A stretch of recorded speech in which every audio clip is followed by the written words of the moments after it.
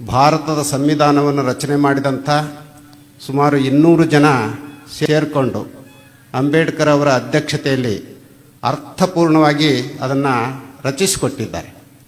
ಅವರು ಕೇವಲ ಯಾವುದೋ ಒಂದು ರಾಜ್ಯದ ಒಂದು ದೇಶದ ಸಂವಿಧಾನವನ್ನು ನೋಡಿಲ್ಲ, ಬೇರೆ ಬೇರೆ ದೇಶದ ಸಂವಿಧಾನಗಳನ್ನು ಅಧ್ಯಯನ ಮಾಡಿ ಅದಕ್ಕಿಂತ ಪರಿಪೂರ್ಣವಾದಂಥ ಒಂದು ಸಂವಿಧಾನವನ್ನು ನಮ್ಮ ನಾಡಿಗೆ ಕೊಡಬೇಕು ಅಂತ ಹೇಳಿ ಅಂಬೇಡ್ಕರ್ ಅವರ ಅಧ್ಯಕ್ಷತೆಯಲ್ಲಿ ಆ ಸಂವಿಧಾನ ನಮಗೆ ಲಭ್ಯವಾಗಿದೆ. ಆದರೆ ಅಂಥ ಸಂವಿಧಾನವನ್ನೇ ಹಿಂದೆ ಹಾಕಿ ಹೊಸ ಸಂವಿಧಾನವನ್ನು ಜಾರಿಯಲ್ಲಿ ತರಬೇಕು ಅನ್ನುವಂಥ ಸಂಚು ನಡೀತಾ ಇದೆ. ಆ ಸಂಚು ಜಾರಿಯಲ್ಲಿ ಬರುವ ಮುನ್ನ ನಾವು ಜಾಗೃತರಾಗದೇ ಇದ್ದರೆ ನಾಳೆ ಈ ನಾಡಿಗೆ ಖಂಡಿತ ಉಳಿಗಾಲ ಇಲ್ಲ.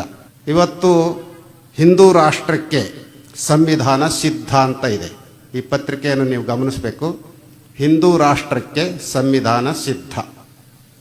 ಹಾಗಾದರೆ ಈಗಿರೋಂಥ ಸಂವಿಧಾನವನ್ನು ಏನು ಮಾಡ್ತೀರಿ? ಹೊಸ ಸಂವಿಧಾನವನ್ನು ತರೋದಾದರೆ ಹಳೆ ಸಂವಿಧಾನವನ್ನು ಸುಟ್ಟಾಕಬೇಕಾ, ಮೂಲೆಗುಂಪು ಮಾಡಬೇಕಾ, ನಾಶ ಮಾಡಬೇಕಾ, ಬಹಿಷ್ಕಾರ ಮಾಡಬೇಕಾ? ಇದ್ರ ಬಗ್ಗೆ ನಾವು ಗಂಭೀರವಾಗಿ ಯೋಚನೆ ಮಾಡಬೇಕಾಗಿದೆ. ಆ ಸಂವಿಧಾನದಲ್ಲಿರುವಂಥ ಎಲ್ಲ ಸತ್ವಗಳು ಈ ಸಂವಿಧಾನದಲ್ಲಿ ಇವೆಯಾ ಅಂತ ನೀವು ಪ್ರಶ್ನೆ ಹಾಕ್ಕೊಂಡ್ರೆ ಖಂಡಿತ ಇಲ್ಲ. ಇಲ್ಲಿ ಏನೇನು ಹೇಳಿದ್ದಾರೆ ಅಂತ ಓದಿದ್ರೆ ಸಾಕಾಗತ್ತೆ ನಮಗೆ. ಸನಾತನ ಪರಂಪರೆಯನ್ನು ಉಳಿಸ್ಬೇಕು ಅನ್ನೋಂಥದ್ದು ಇದರಲ್ಲಿದೆ. ಯಾರು ವೇದವನ್ನು ಅಧ್ಯಯನ ಮಾಡ್ತಾರೋ ಅವರು ಮಾತ್ರ ಚುನಾವಣೆಗೆ ಬರಬೇಕು ಅಂತ ಇದೆ. ನಾವು ವೇದ ಓದಿಲ್ಲ, ನೀವು ವೇದ ಓದಿಲ್ಲ, ಮತ್ತು ನಾವು ಯಾರು ಇನ್ನು ಅದ್ರ ಮುಂದೆ ಬರೋ ಹಾಗಿಲ್ಲ. ಯಾರು ಸನಾತನ ಪರಂಪರೆಯಲ್ಲಿ ಇರ್ತಾರೋ ಅಂಥವ್ರು ಮಾತ್ರ ಬರಬೇಕು ಅಂತ ಹೇಳ್ತಾರೆ.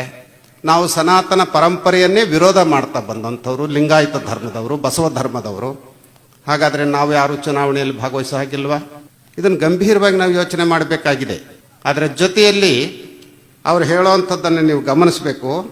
ಮನುಸ್ಮೃತಿ, ರಾಮರಾಜ್ಯ ಮತ್ತು ಚಾಣಕ್ಯನ ಅರ್ಥಶಾಸ್ತ್ರದಲ್ಲಿನ ತತ್ವಾದರ್ಶಗಳ ಆಧಾರದಲ್ಲಿ ದೇಶದಾದ್ಯಂತ ಇರುವ ತಜ್ಞರು ಈ ಸಂವಿಧಾನವನ್ನು ರಚಿಸಿದ್ದಾರಂತೆ. ಯಾರು ತಜ್ಞರು ರಚಿಸಿದಾರೋ ಗೊತ್ತಿಲ್ಲ, ನಮಗೆ ಇದುವರೆಗೂ ಯಾರಿಗೂ ಗೊತ್ತಿಲ್ಲ. ನಾವು ತಜ್ಞರಲ್ಲ ಅಂತ ಇದ್ರಾಗ ಅರ್ಥ ಆಗುತ್ತೆ. ಅದರಲ್ಲೂ ಮನುಸ್ಮೃತಿಯನ್ನು ಅಂಬೇಡ್ಕರ್ ಅವರು ಸುಟ್ಟಾಕಿದ್ದು ನಿಮಗೆ ಗೊತ್ತಿದೆ. ಮತ್ತು ಅಂಥ ಮನುಸ್ಮೃತಿಯನ್ನು ಇವರು ಪ್ರಸ್ತಾಪ ಮಾಡ್ತಾರೆ.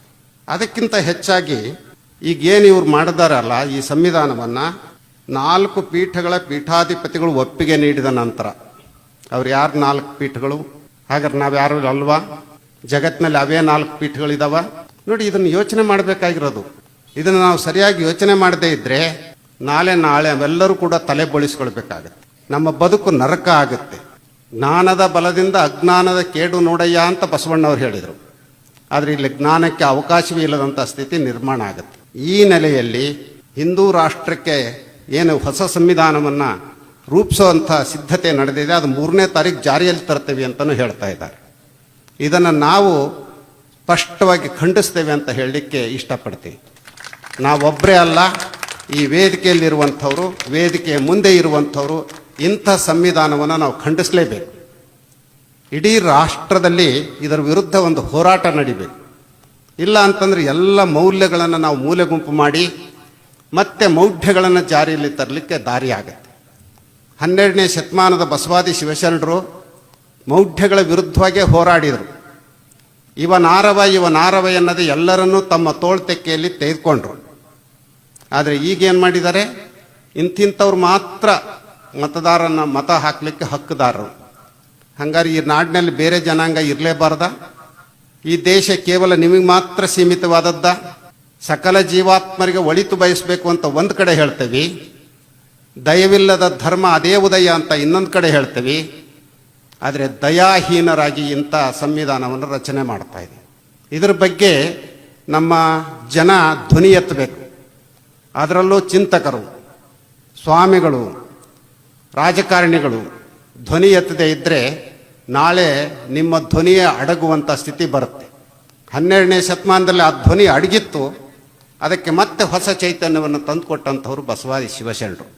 ಆ ನೆಲೆಯಲ್ಲಿ ನಾವು ಬುದ್ಧ, ಬಸವ, ಗಾಂಧಿ, ಅಂಬೇಡ್ಕರ್, ಕುವೆಂಪು ಇವರ ತತ್ವಗಳ ಆಶಯದಲ್ಲಿ ನಮ್ಮ ರಾಜಕೀಯ ಜಾರಿಯಲ್ಲಿ ಬರಬೇಕೇ ಹೊರತಾಗಿ ಮತ್ತು ಇಂಥ ಸಂವಿಧಾನ ಖಂಡಿತ ಬರಬಾರದು. ನಮ್ಮ ಸಂವಿಧಾನ ಭಾಳ ಸೊಗಸಾಗಿದೆ. ಅದು ಆ ಸಂವಿಧಾನವನ್ನು ಯಾರೋ ಒಬ್ಬರು ಸ್ವಾಮಿಗಳು ಹೇಳಿದ್ದು ನೀವು ನೋಡಿರಬೇಕು, ನಮಗೆ ಬೇಕಾದಂಥ ಸಂವಿಧಾನ ಅದಲ್ಲ ಅಂತ ಹೇಳಿದ್ದಾರೆ. ಮತ್ತು ನಿಮಗೆ ಯಾವುದಪ್ಪ ಬೇಕು ಸಂವಿಧಾನ ಅಂದರೆ ನಿಮ್ಮದೇ ಮೇಲೆತ್ತಿ ಹೇಳಬೇಕಾ? ಈ ರೀತಿ ನಾವು ಕಠೋರವಾಗಿ ಮಾತಾಡಿದ ತಕ್ಷಣ ಪಂಡಿತಾರ ಸ್ವಾಮಿಗಳು ತಲೆ ಸರಿಯಿಲ್ಲ ಅಂತಲೂ ಹೇಳಿಬಿಡ್ತಾರೆ. ಅಂಥ ವರ್ಗನೂ ಇದೆ. ತಲೆ ಸರಿಯಿಲ್ಲ ಅಂದರೂ ಚಿಂತೆ ಇಲ್ಲ, ಅವರ ತಲೆಯನ್ನು ಸರಿ ಮಾಡುವಂಥ ಪ್ರಯತ್ನವನ್ನು ಮಾಡೋಣ ಅಂತ ಹೇಳ್ತಾ ಮಾತುಗಳನ್ನು ಮುಕ್ತಾಯಗೊಳಿಸ್ತೇವೆ.